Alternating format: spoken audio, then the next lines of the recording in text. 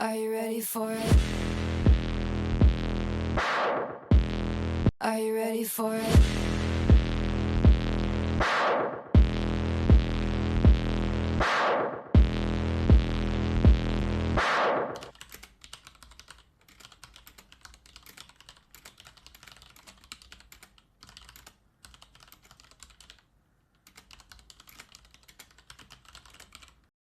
Hi, Dr. Seun. Hi. Thank you so much for having us. Thank you for welcoming us into your home. So, welcome to Echoes with Dr. TY. Today, we're going to be talking about career, culture, lifestyle. Would you like us to start from your education journey in the UK? Yes, absolutely. Thank you for having me. So, my education journey in the UK started in 2012 when I came in here to do my master's in computing with web technologies at the then University of Ulster in Northern Ireland in Belfast, but which is now called Ulster University. So, this is where I did my master's for a year. And graduated in 2013. Self-funded, or were you funded? It was self-funded. So I recall the tuition with all discounts, it was over £8,000 at that time, which is obviously a lot of money right now. It is. So but that was just the tuition, not the accommodation. Yeah. Obviously, there were other expenses and other costs associated with my education then. But I thank God that went successfully.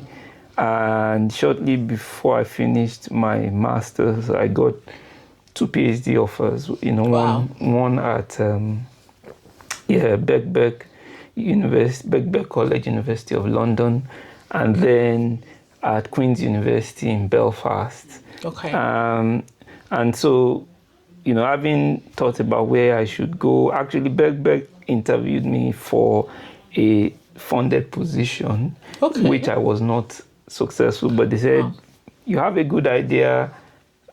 Well, we can't fund you. Are you happy to fund yourself? Can you get the money and come? Absolutely. That was the question. And initially I was like, maybe. And then at the same time, Queen's University offered me a place as well for a PhD, then in web and social media data mining. That was the field. And, I looked at the options available to me. I decided, both of them are self-funded.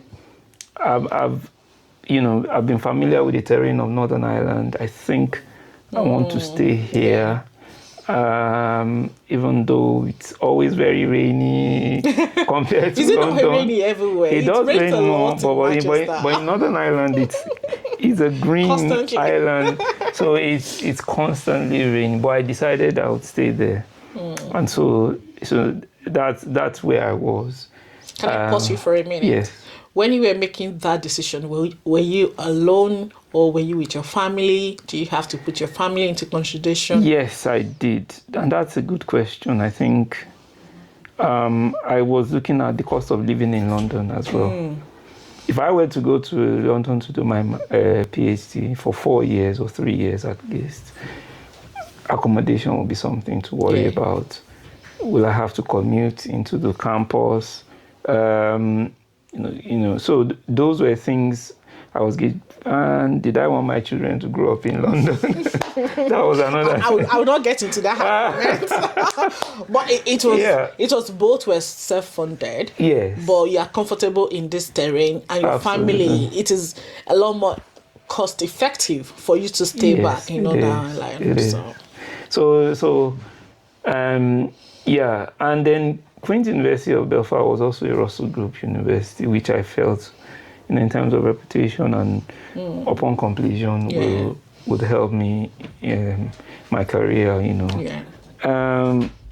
But ultimately, some years into the PhD, about approximately 2.5 years, my supervisor left the university. And the second supervisor, who is also incidentally his wife, also left the universities, and we there are many issues around, around that. Were you because given another set of yeah, I was initially proposed another set of supervisors, and those ones said, "Oh, we don't really understand this field. It's not my area. Do you want to consider taking a master's in philosophy rather than progressing your PhD?" So they were offering you exit option. Yes, I was being offered because your supervisor an exit. left. Yes, and do you think there are other factors? Because there are from what I believe, having a family of 3 children, my wife, working, child caring responsibilities, and all those pressures, even though at that time I had published the paper, I was told I should have been rounding on my PhD in my 3rd year. 2.5 into into 3rd year, and that's what they said, that I should be rounding up. So it is PhD. not even the fact that, okay, you did a Viva, you did not pass the Viva. PhD should be 3 years, 2.5 years into it. Even 4 years, depending on the 3-4 years. So, but anyway, I thank God that even with that, then I went to the university and then I said, my record as a student for 3 years at this university, 3 academic years. You've paid. I paid for the year, and I was not going even at that point. My record. Can you just give me a letter that said I have been a student at the university doing A, B, C, D, E. I don't want you to inflate everything. Yeah. Everything that I've done just say it the way it is. Say it the way it is and put it in a letter for me. And so that's what I got, and then I took it to another institution outside of Northern Ireland. Obviously, that was a tough time for me and my family because being an international student, what that means is you are not allowed to remain in the country if the employer, your studentship ends, or your employer, your institution, your sponsor says they are no longer sponsoring it, then that means you have to leave. Because technically that is what it means. If they're offering you MPhil, they're saying, you've come to the end of your journey. Yeah. And so, I mean, even to try and get references in terms of that letter, I had to go through the head of school, not my former supervisors, to show you the kind of... I felt I was abandoned at some point. I couldn't get references from you them. must felt alone a lot because were you in the know that they were going to leave? No, I never knew such Was thing. there the option that they could take you along? Was there the option that they could leave but they could still supervise your project? Absolutely. Because you can have external supervisor. And there are instances of students who have gone with their supervisors, or they continue to supervise them. If I were supervising a student, that is what I would do.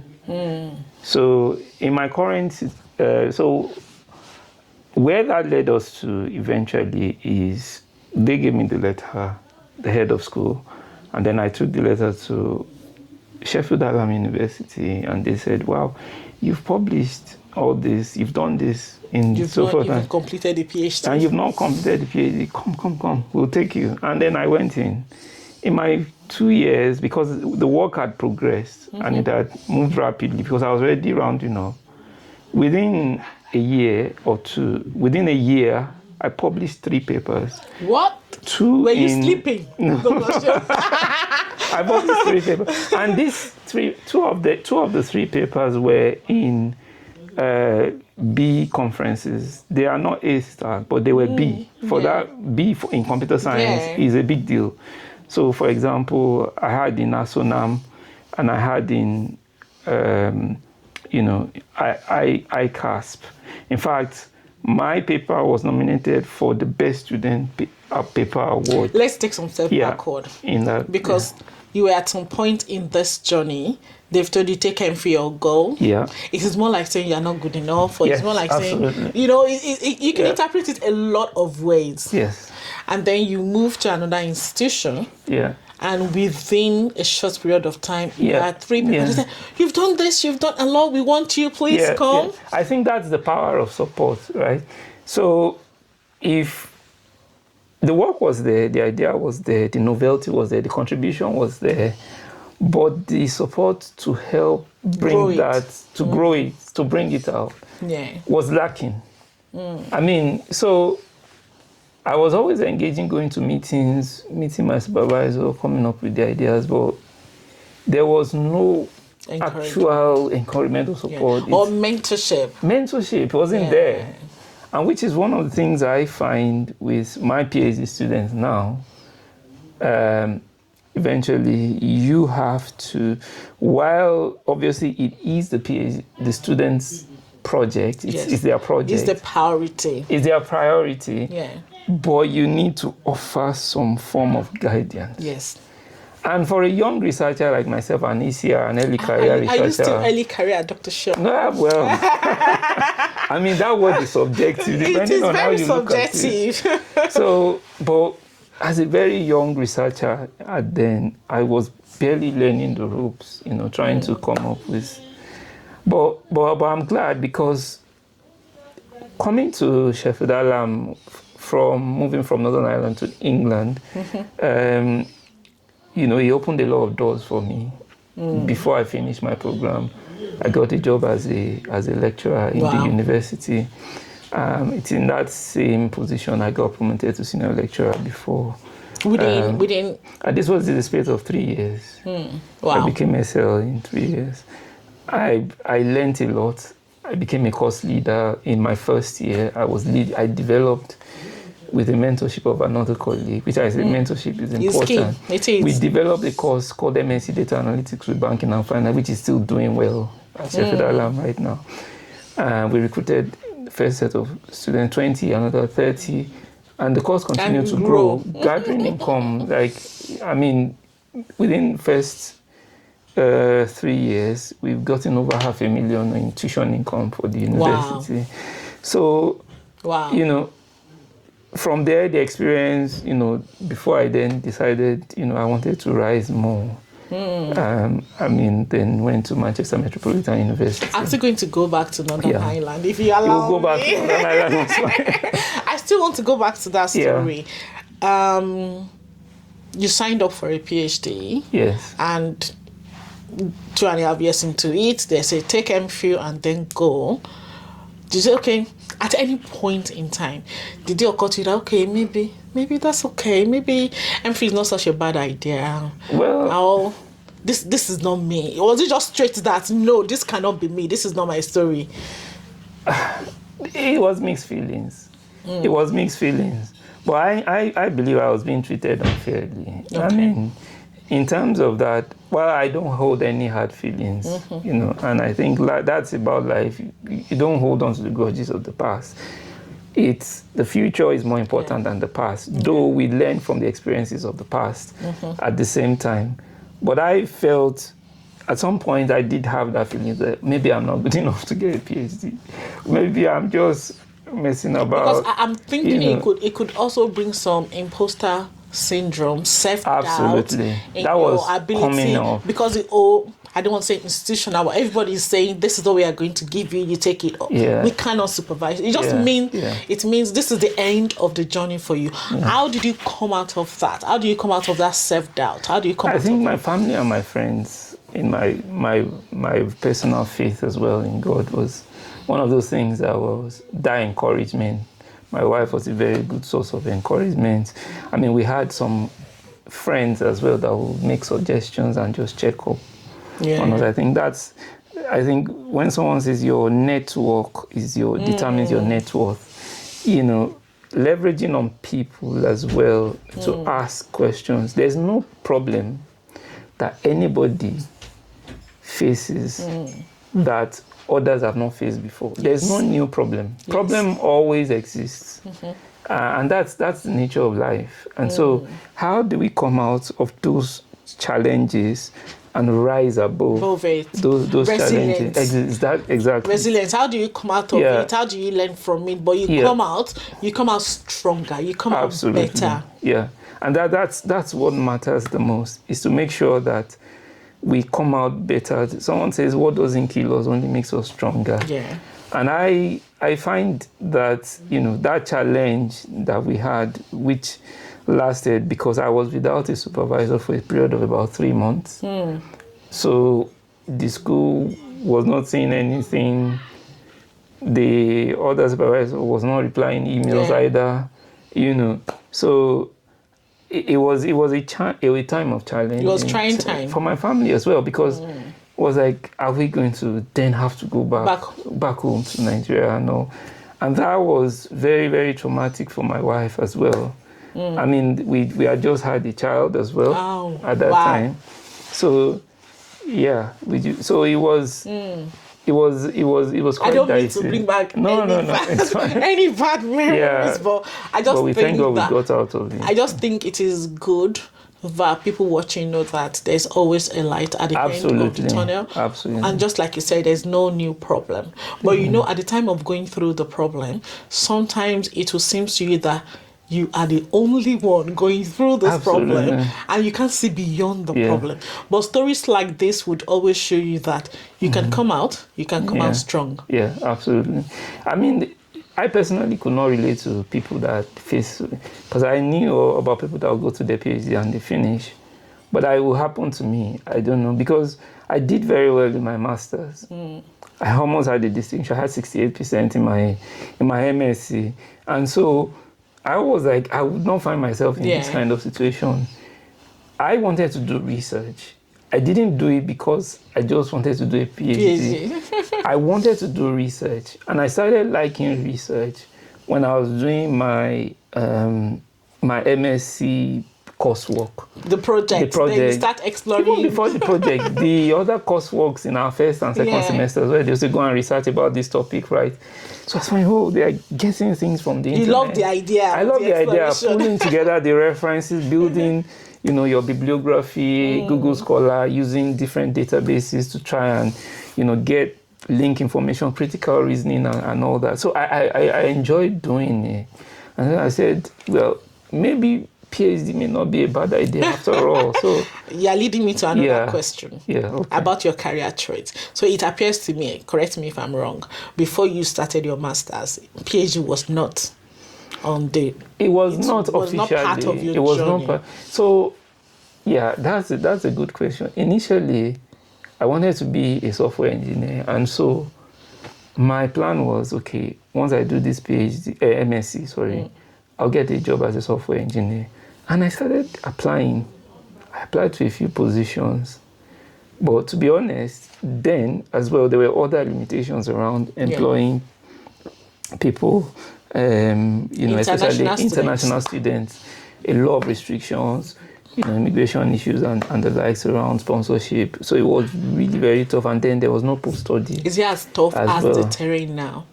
I think the terrain now is almost impossible. I think it depends on how you look at it. Because then, when you finish, you will have to leave the country almost immediately.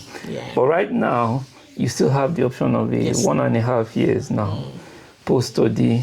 But then that was not just there. And companies, the idea of sponsoring an international did, especially in Northern Ireland. So if I give you an instance of how Northern Ireland is. So being obviously a self-funded student in Northern Ireland, I would walk from my house on Lisbon Road to the Belfast City Library. Do you know how many kilometers? I don't know, but I know it took me 45 minutes to walk. That's a lot. It's a lot, yes. Yeah. And how much was the bus fare? Maybe £1.50. But you could not afford it. I could not afford £1.50. You could not afford it. So I would just basically, I know, okay, this is the time I need to get there. And I start walking. But Northern Ireland predominantly is a predominantly white community as at that time. In fact, in the 2011 census, if I'll correct me if I'm wrong, I think it's about 3% minority or so. And that minority includes Blacks, Asians, Indians, and other ethnic groups. Amongst all the ethnic groups, Black is always the lowest. Black always carry last. Everything. At that time. So because we had more of Chinese, because in fact you find out Northern Ireland is full of Chinese restaurants and the likes. And so I would walk for 45 minutes and I would not see a single black person on the road. Not even one. Not even one. And the day you see one, it will be in as city if you center, met your brother. you say, hey. When I'm coming back in the evening, nobody. It is that same person that we see. If I will see them again.